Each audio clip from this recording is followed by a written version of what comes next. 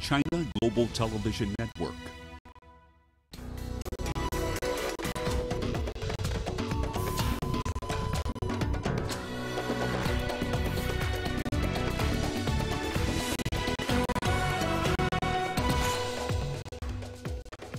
Fears of massive toll as Mozambique, Malawi, and Zimbabwe survey damage caused by Cyclone Idai.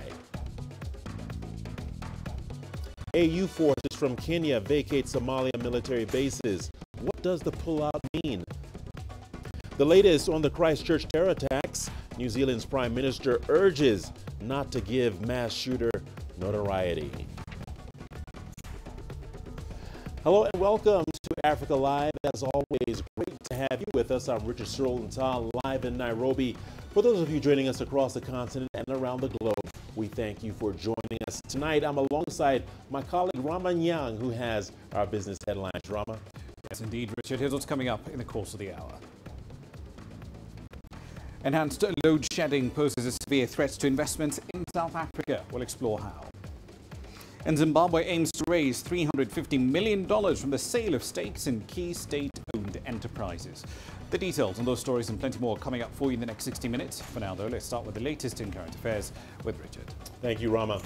Well, the UN is calling Cyclone Idai possibly the worst weather-related disaster to hit southern Africa. The cyclone caused widespread damage.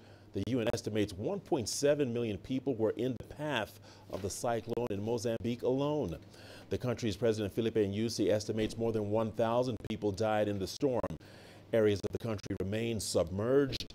The International Federation of Red Cross and Red Cross Crescent Societies estimate 90% of the port city of Beira was destroyed by the storm. Cyclone Idai also swept through Zimbabwe and Malawi very hard. In Malawi, 920,000 people were in the cyclone's path. In Malawi, the UN's World Food Program is appealing to the international community for aid. This situation is very an important crisis, and that must be seen as an important crisis.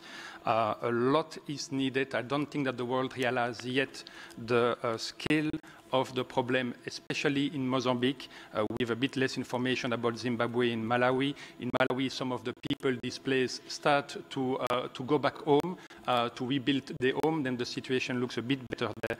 But for Mozambique, it's definitely an important crisis. Additional funding is necessary for the whole UN family and obviously for the World Food Program.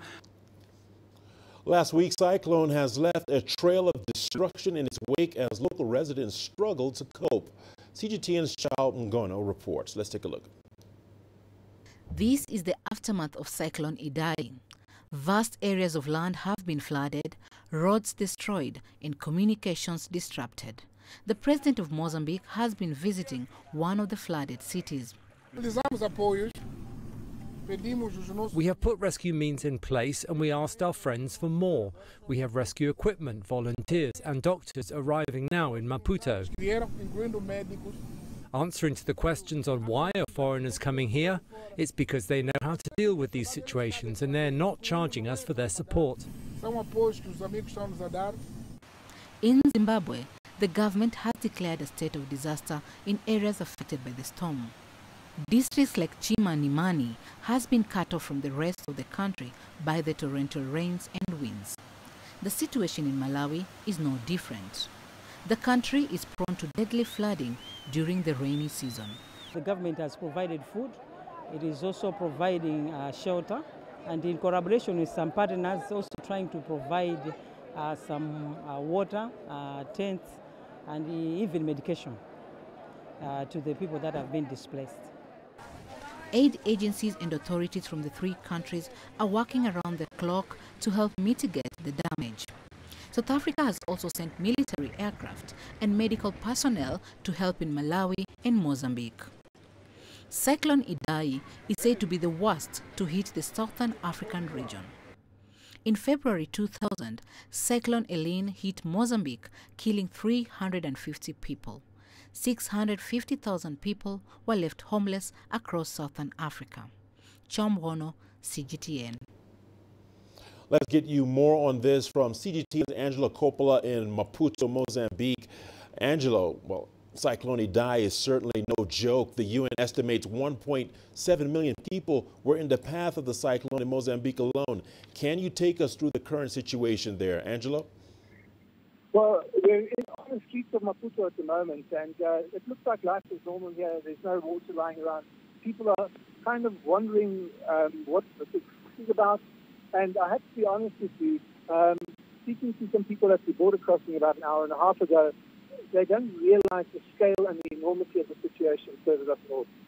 That's about 1,500 kilometers away from us, and it's like chalk and cheese because everything that everybody has in that environment, in the virus area, they've lost. From their homes to their crops they're waiting to harvest. They were about to harvest their crops now, and they're all gone. It's finished. It's flattened. There's nothing left there. And what's probably making it worse is that the aid agencies are struggling to get in there. And unless they've got helicopters or very light aircraft, they're not going to get into that environment. And we're going to have to wait until those roads and the waters have subsided before we can actually go in. So people's lives have been completely turned upside down. All right. It's clear that lives have been turned upside down. We would really like to know how the people are coping. You mentioned that the aid agencies are struggling. What are the immediate problems authorities are having to deal with? Unpack that for us, Angelo. Okay, well, first of all, we have inclement weather, so it's probably likely to be more rain rather than less rain. We're expecting more rain falling, which is going to make things even more difficult.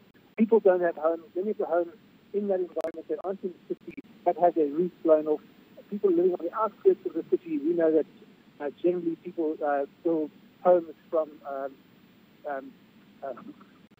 metal, thin metal strips, corrugated iron, and they also build homes using straw. That's kind of the traditional homes that they've been building with some mud that's also used, or clay. So a gust of wind is going to take out that property and anything that gets inside. So anybody looking to make donations into that environment should be working through one of the aid agencies and looking at providing things like clothes, food, and that's probably what they're looking for right now. All right, Angelo Coppola, let's leave it right there. Thank you for that update. Angelo Coppola reporting from Maputo, Mozambique. Meanwhile, in Zimbabwe, rescue crews are struggling to reach victims of Cyclone Idai. Survivors of the storm are trapped in remote areas. Flooding makes it harder for aid workers to reach those in need. Roads have been badly damaged, buildings flattened, and villages submerged. More than 2.6 million people in the southeastern part of Africa were affected by Cyclone Idai. Let's now cross to Zimbabwe, which has also been hit very hard by the cyclone. We have Farai Wakatuya joining us from Chipinge, Zimbabwe. Farai, aid agencies are struggling. We're hearing this all over the place to provide assistance to local residents affected by the cyclone. What more can you tell us? Well, indeed, Richard, I think the biggest challenge has been accessing the affected communities because they've effectively been cut off.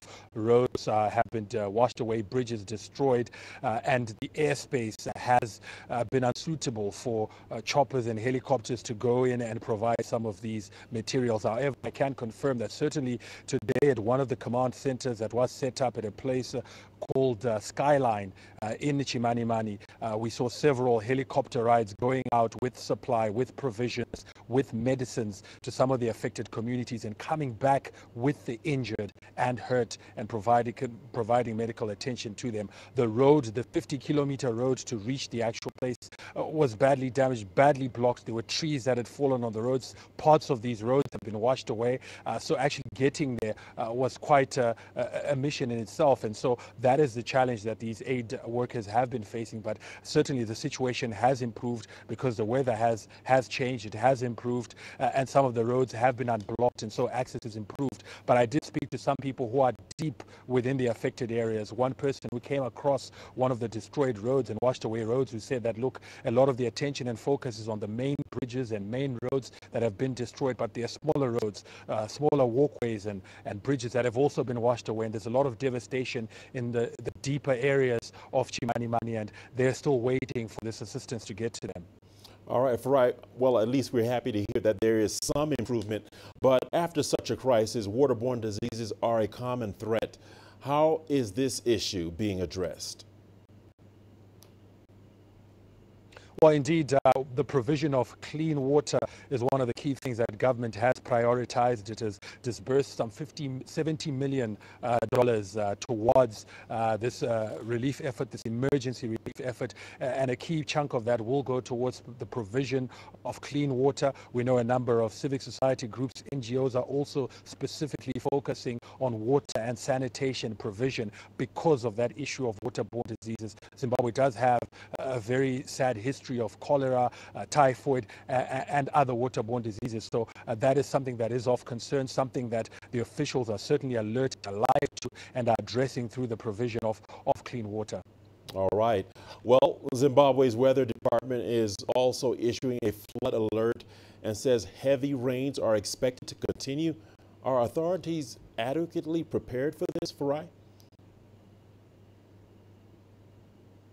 Well, the challenge that the authorities face is that to try and protect people, to safeguard people from those flash floods, they need to get to them and let them know that this is coming, that risk still stands and is still alive, because these communities have been cut off. Access, communication is very difficult. So the only way to actually get the word to them and message to them is to get to them physically. Now that's where the challenge is, because largely a lot of these roads have been destroyed. It's difficult to access those areas. So in that respect, there still remain a lot of survivors, people who may have survived this first wave of the flooding, who may still be at risk because of the predicted or projected flash floods, who may still be at risk and not even be aware that there's another risk that is unfolding. But certainly government says it's making a concerted effort now that it's been able to open up certain areas, to go in there, to go in with army and military helicopters. We know that medical professionals have actually been flown in to some of the communities, so they will hopefully be messengers of this, that there is still that risk. Please go to higher ground, please go to safe places and seek refuge, that the risk is still ever present. All right. Farai Wakatuya reporting from Chipinge, Zimbabwe. Thank you for that update and report. On to Somalia now, where African Union forces from the Kenyan contingent have vacated several military bases along the border between the two countries. CGTN's Abdulaziz Billo reports now from Mogadishu on what the pullout means for authorities in that area. Kenyan forces under AMISOM vacated Busar village, one of the few forward operating bases for the African Union forces in the Gedo region along the border with neighboring Kenya. Al-Shabaab has since retaken the base after the withdrawal of Kenyan soldiers who controlled the outpost for more than 7 years. The abrupt pullout has led to mass displacement of locals who were fleeing to nearby Elwaq, that is approximately 40 kilometers near the border between the two countries. Early in March, militant group Al-Shabaab retook Fafahdun town near Busar following a similar withdrawal. The lack of an alternative army to hold these towns and villages and military outposts is the reason why Al-Shabaab finds it easy to retake them after the pullout of AMISOM forces. This is a big setback for the African Union and Somali government after holding Busar for years. Al-Shabaab has previously attacked Kenyan forces in the Gedo region, including a deadly raid in 2015 in El Ade that claimed scores of Kenyan troops. AMISOM is yet to comment on the latest pullout that comes less than a month after it announced a new concept of operation that includes launching offensives on key Al-Shabaab strongholds to deny the group freedom of action and movement. On Monday, the fighters stormed a rural town near Mogadishu, briefly seizing control of Balad. Government forces later retook it after engaging the militants in a deadly crossfire, according to witnesses. Analysts say the latest setbacks were likely to inject new life into the Al-Qaeda-linked group. The capture of Balad town, that is 30 kilometers from Mogadishu, is a big security setback for the government and regional authorities. Security forces should attack Al-Shabaab in their strongholds, not repel attacks. Hirshabelle is inaccessible by road because currently Al-Shabaab occupy the main road from Jowhar to Mogadishu. The latest resurgence by the militant group Al-Shabaab has created fresh concerns among many here in the country. The African Union force AMISOM has been operational in Somalia for over a decade now, but has been unable to end the militant insurgency. Experts now want a change in the current approach so as to avert a reverse in gains made over the years. Abdulaziz Billo, CGTN, Mogadishu, Somalia. Sudan and South Sudan have reached an agreement to open all the crossing points between the two countries agreed upon within a month. The withdrawal of troops will be followed by the formation of a buffer zone that was previously agreed upon. The next meeting is expected to be held on April the 17th in the capital of South Sudan, Juba. Joint team sponsored by the United Nations Interim Security Force for Abyei will also be sent to verify the situation on the ground.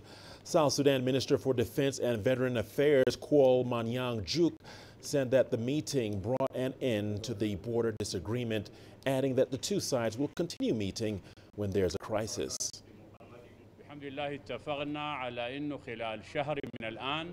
God willing, we agreed that within a month from now, all the crossing points agreed upon in the previous stage will be opened and all the forces in the buffer zone to be withdrawn.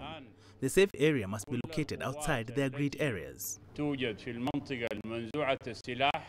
people of the two countries need linkage roads so that they can move between the two countries, move their goods, and themselves they move from place to place. And it is the movement of the people that promotes peace. When people do not move among themselves, then there is no peace. Now we have taken measures to see that the designated buffer zone has to be vacated. Well, moving on, a large number of schools based in the flood-affected areas in Malawi have been closed, with some being urged and used as evacuation centers. Children are currently studying under trees after floods destroyed their classrooms. Our reporter, Daniel Arab Moy, is in Malawi and brings us the latest. Hundreds of children in southern Malawi have seen their lives turned upside down by the devastating floods. School authorities have been compelled to organize classes and continue with academic work under trees.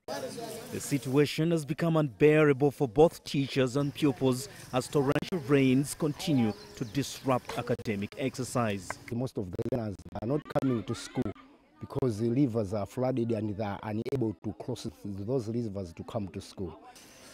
Some of the pupils studying under trees say academic exercise comes to a halt whenever it rains. Displaced parents remain uncertain about the future of their children as their hope for a quick recovery fades away. The problem is that many students lost some books and learning materials such as ruler, pencils, and men.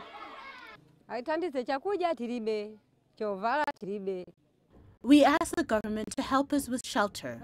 We don't have food, we don't have blankets, and our children are not able to go to school because they have nothing to wear.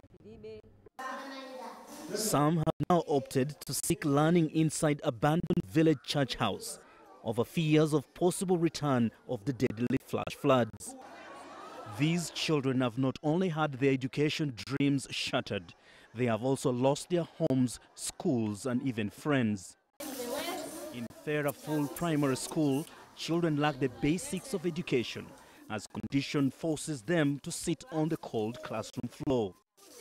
According to officials, torrential rain and flash floods have displaced more than 200,000 children south of Malawi. The Department of Disaster Management Affairs says 56 people have died and 577 injured due to the heavy downpour and subsequent floods south of Malawi.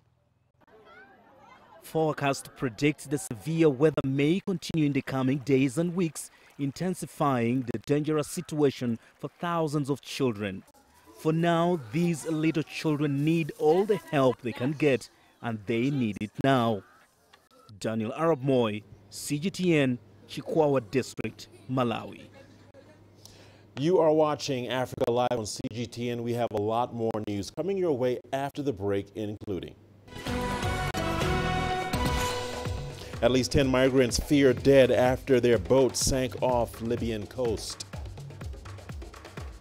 New Zealand's Prime Minister urges not to give mass shooter notoriety. You don't find the stories of North Africa by sitting on the sidelines.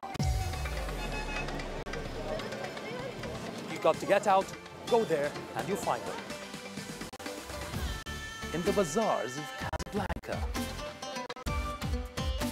among the crowds in Cairo, to visit Cairo, the ancient capital of Egypt. Along the waters of the Nile, along the sands of the Sahara. No one else will take you where we can in North Africa. No one else will show you what it's all about. CGTN, see the difference. For a look at some economic data out of the country, the country's foreign currency reserves.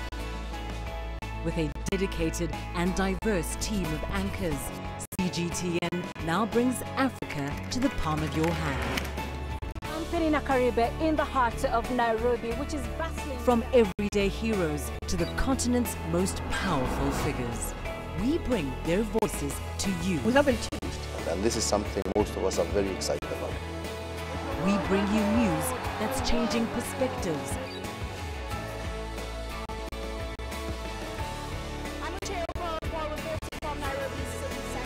News that brings Africa to the world.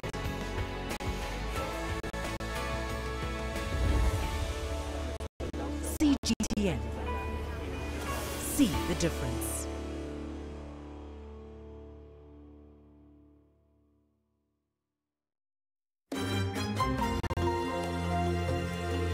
Africa Live. Find your voice.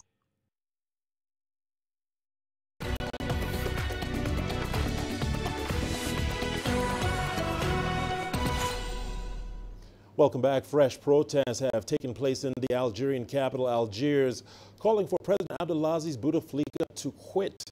Bouteflika bowed to the protesters last week by announcing he would not stand for another term. His moves have done nothing to halt demonstrations, though. Protesters have been calling for a generation of new leaders to replace a ruling elite dominated by the military, big businessmen with ties to the establishment, and veterans of the 1954-1962 War of Independence against France. Well, at least 10 migrants have died and 17 others rescued after their boat sunk off the Libyan coast. The United Nations Migration Agency, IOM, says 15 of the survivors have been brought to a hospital but do not know how many people were on board. Libya's western coast is a main departure point for migrants fleeing poverty and wars to reach Europe. According to a Libyan security official, the migrants came from various sub-Saharan countries.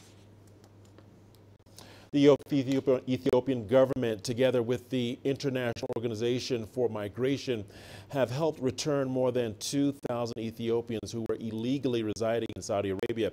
According to the Ethiopian Ministry of Foreign Affairs, the phase-by-phase repatriation of citizens will continue until the number of endangered citizens in different Middle Eastern countries is lowered to close to zero.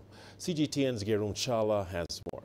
It's been so far a couple of months since the collaborative effort exerted between the Ethiopian and some Middle Eastern states, including the Saudi Arabian government, alongside the International Organization for Migration, IOM, has started bearing fruit. And so far, and through the continued voluntary repatriation of migrants operation, more than 2,250 people have been brought back home. We expect more to come. The repatriation in the return process is based on voluntary basis. So all our consulate generals and the embassies are engaged on the field to talking with host governments to facilitate the return of Ethiopians safely back to their home. It's from the Saudi cities of Jazan and Jeddah. Most of the Ethiopian citizens are returning home under the joint repatriation scheme. And for those who are already home, the government said it is providing them with skills and finance so that they can start over their life here through the field of their choice. For those who have returned, there are different schemes to help them establish, small businesses to go back to their local communities and start life all over again. What it could be done is being done by the government, also by stakeholder organizations. Ethiopia is now also working to prevent the expansion of illegal migration as well as human trafficking. The Ethiopian government is doing, in collaboration with regional governments within the country, to ensure that citizens are not exposed to human traffickers, and the necessary information should be provided all the way down to Warada and Warada level, so that people will understand and the dangers of these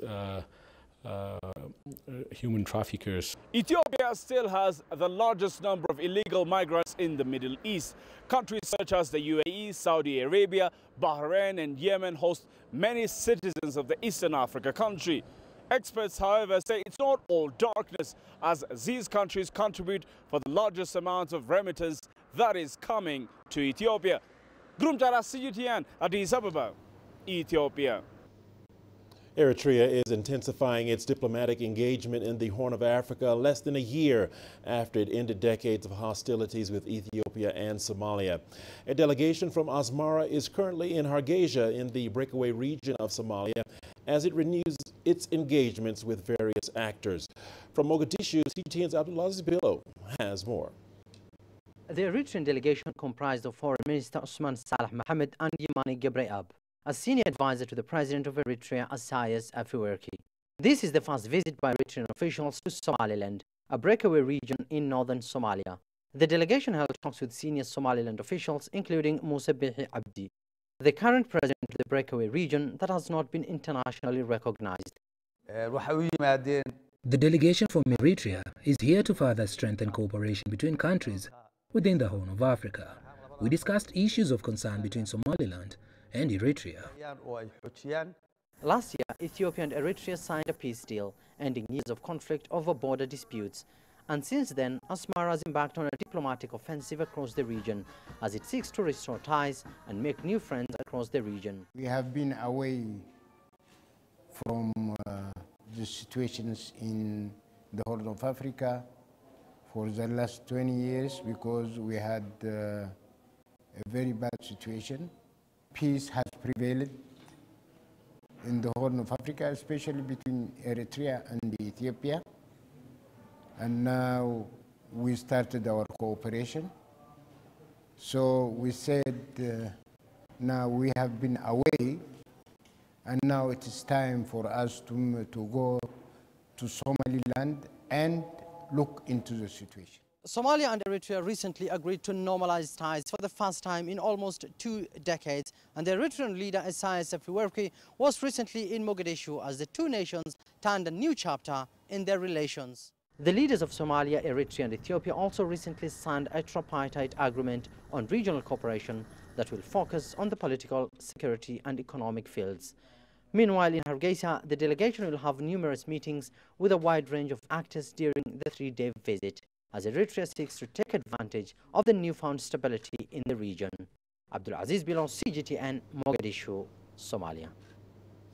Take his name out of your mouth, says the Prime Minister, to the latest on the Christchurch terror attacks. And New Zealand's Prime Minister Jacinda Ardern is urging people to avoid giving the accused terrorist notoriety by mentioning his name. He sought many things from his act of terror, but one was notoriety. And that is why you will never hear me mention his name. He is a terrorist. He is a criminal. He is an extremist. But he will, when I speak, be nameless. And to others, I implore you, speak the names of those who were lost, rather than the name of the man who took them. He may have sought notoriety, but we in New Zealand will give him nothing, not even his name. In a condolence speech in Parliament, Ardern also called on the country to support its grieving Muslim community, especially when they return to mosque for prayers on Friday. She said social media sites should do more to prevent the proliferation of videos such as the one taken by the accused gunman. She vowed to enact gun control reform after 50 people were killed in shootings at 2 mosques in Christchurch last week. Dutch prosecutors are investigating a possible terrorist motive for Monday's tram shooting in Utrecht that killed 3 people. They say this is supported by a letter found in the main suspect's getaway car. Turkish-born Gürkmen Tanis was arrested on the day of the attack. He was said to have been known to authorities under Dutch law. Tannis must be brought before a judge by Thursday. 2 other suspects are also in custody. Their role in the incident remains unclear. All right, it's time for our business news, and I hand it over to you, Rahmah Nyang. Thank you very much, Richard. Here's what's coming up in business. Enhanced load shedding does pose to be a threat to investments flowing into South Africa. And Zimbabwe is targeting at least $350 million from the sale of stakes in state-owned enterprises. Africa is the nexus of enterprise, and global business will tell you why it matters. From the mega investment projects to multi-billion-dollar mergers and acquisitions. Africa today collects, just in terms of revenues from taxes alone, $545 billion a year. If you take 10% of that and you devote it to the energy sector, problem solved. All this on Global Business, weekdays at this time on CGTN. There's more to this place than just glorious landscapes. There's more to it than just, say, Table Mountain or glorious, endless salt flats. There's more to it than countries that are home to some of the deepest mines in the world. There is so much more to this place, even if it is home to some of the finest diamonds on the planet. It is the sheer diversity of the people who call Southern Africa home, and the relentless drive to make it a better place that make it so special. And we know that because this too is home.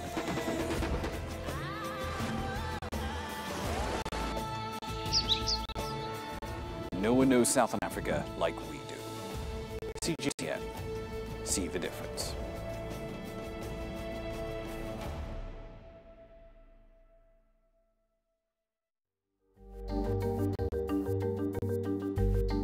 Africa Live.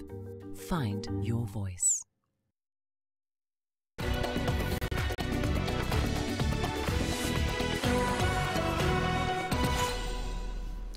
Welcome back. South Africa's Public Enterprises Minister says that the state utility, Eskom, will make more power cuts this week.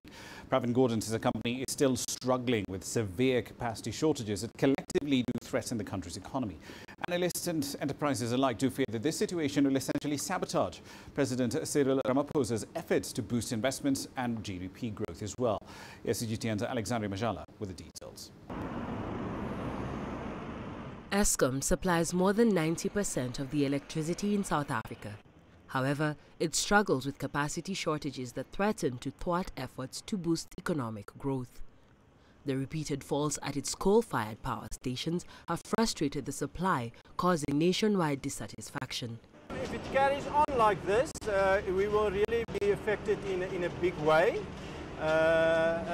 As I've already said, that luckily we've got a generator. We are self-sustaining when it comes to power, but it's something that we didn't budget for. The low water levels at hydroelectric plants and diesel shortages have contributed to the load shedding. Apart from faults at the Medupi and Kusile mega power plants, 3 other coal-fired plants were suffering severe problems. This has disrupted businesses countrywide, particularly small and medium-sized firms, which do not have access to diesel generators. We bought a generator, but still it's not up to standard. Electricity is the real commodity you are supposed to use. So now, we don't know when is this going to end. So we're losing a lot of money, we're losing a lot of customers because of electricity. Shaba was forced to throw away 15 kilograms of tripe and 10 kilograms of pig trotters because his freezer did not power up for a long period. The total estimated loss is about $550. The unexpected power cuts continue to threaten many livelihoods, which would end up affecting the status of the economy. Because if there is no electricity, we can close down, because if we make money, how can we close down? We goes on forever. That's all. Without electricity, it's going to be hardship. Yeah, it's going to be hard. So going forward, I don't know what we can actually do, but it's actually killing us. So that really frustrates me a lot. The situation worsened on March 16th after Cyclone Idai knocked down high-voltage supply pylons. Eskom lost its electricity imports from the Cahora Bassa hydroelectric system in Mozambique, which offers the country's grid 1,000 megawatts. Moreover, the company is expected to continue rolling blackouts as 4,000 megawatts is to be cut from the national grid on a rotational basis. Alexandria Majala for CGTN.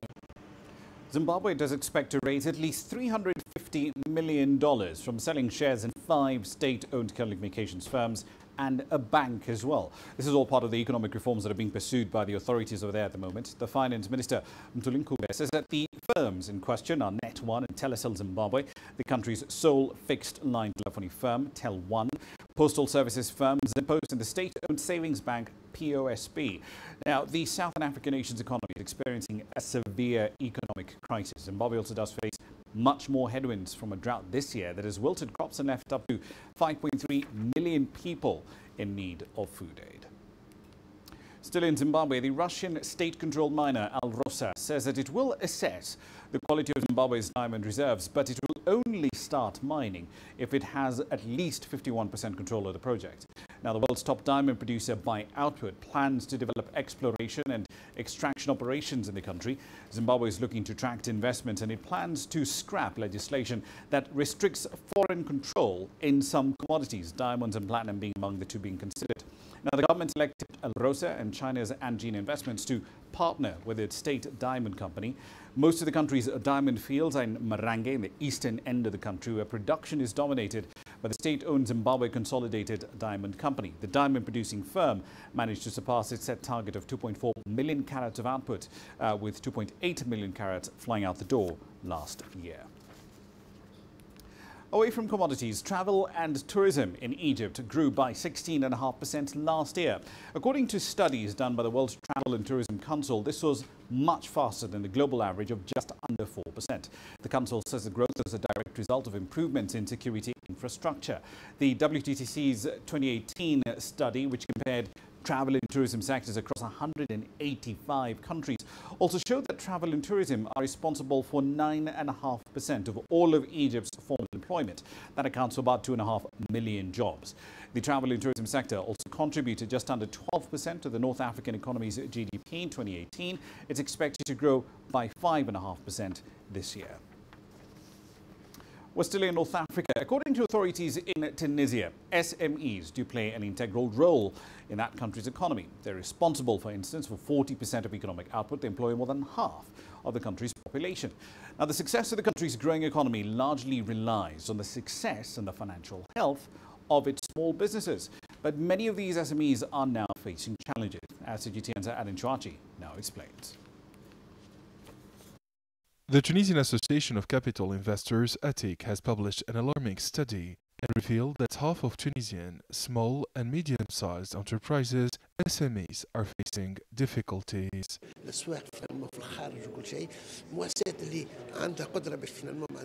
There are 20,000 SMEs in Tunisia. 10% are facing financial difficulties. That is 50%.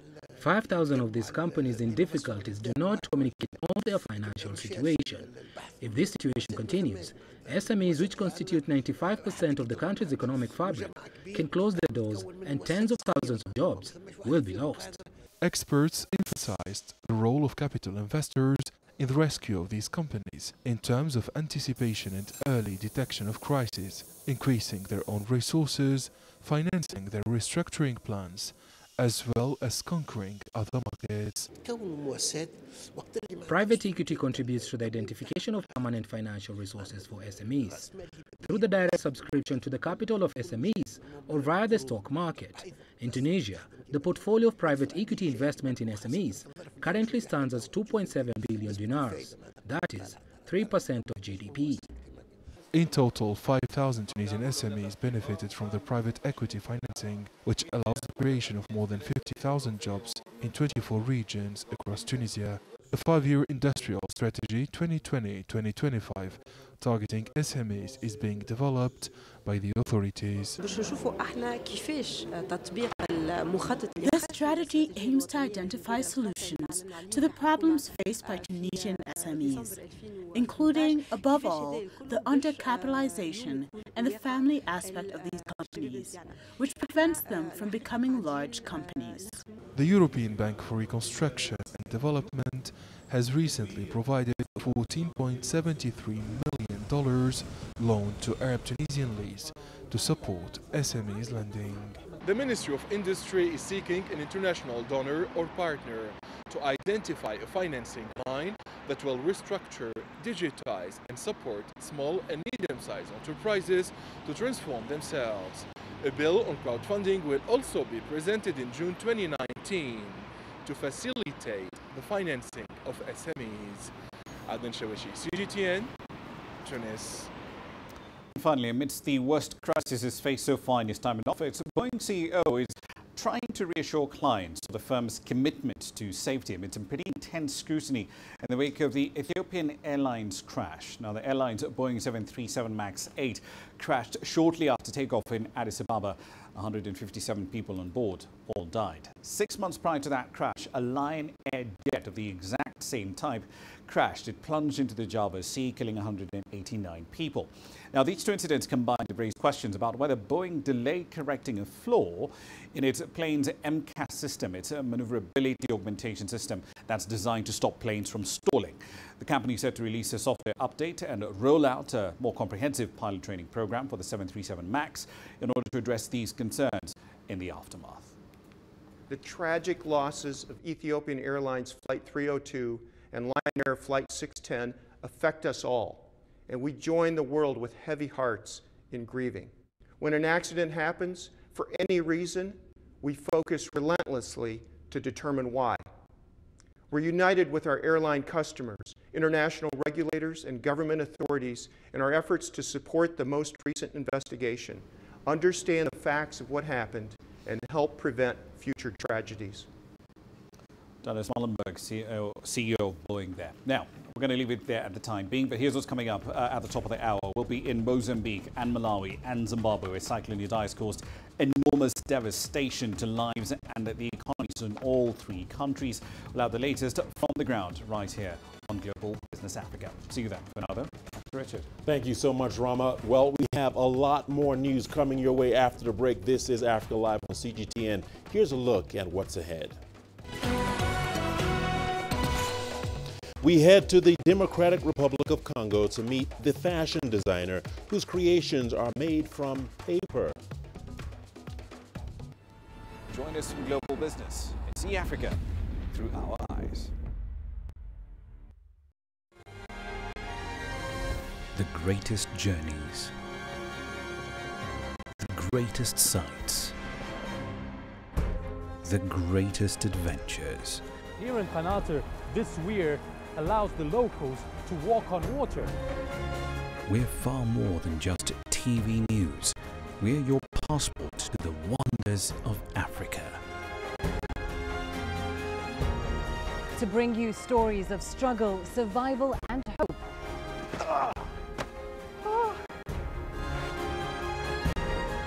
So let's explore.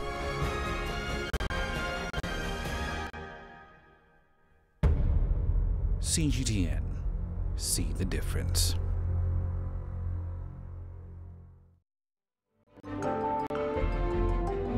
Africa Live. Find your voice.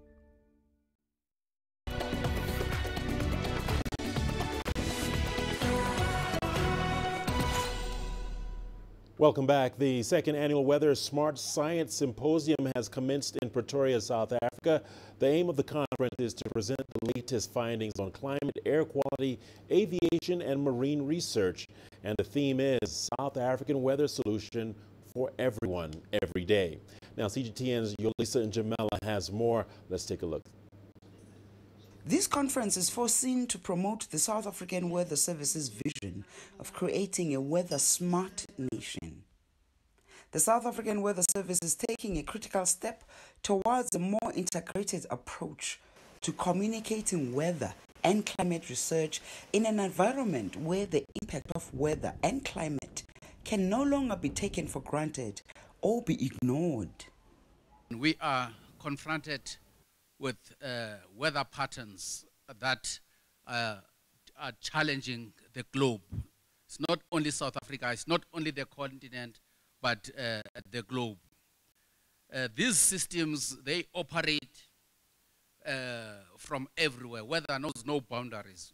What is important is also to go even an extra mile beyond our mandate to build understanding of weather and climate information.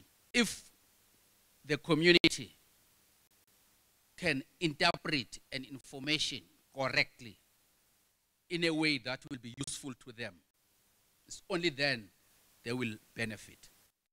The Weather Service is making advances in science, enabling it to foretell weather conditions so that people know well in advance how to prevent disasters.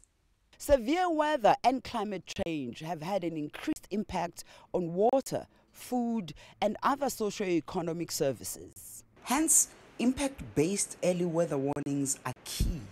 It is therefore essential that we are not only aware of the changes in the weather and climate patterns, but also we become more informed and prepared to deal with the risk posed by the many challenges in weather that is currently facing us today. These experts believe that it's important for the public to know the difference between weather and climate. They say the difference between weather and climate is a measure of time. Weather is what conditions of the atmosphere are over a short period of time, and climate is how the atmosphere behaves over relatively long periods of time. Yudison Jamila for CGTN in Pretoria, South Africa. One designer has carved out his own style by creating clothes with a difference. Cedric Mbengi has gained a reputation in Kinshasa for creating clothes out of paper. CGTN's Chris Ochimringa has that story. Let's take a look. Cedric Mbengi has the swagger of a fashion designer, but the kinds of clothes he creates set him apart. Mbengi has made a name for himself in Kinshasa for dressing in clothes made of paper. I had a dream about dressing in paper cloth in 2006 after attending a memorial ceremony of a great Congolese fashion icon. It's after that dream that I got a tailor who started making my clothes.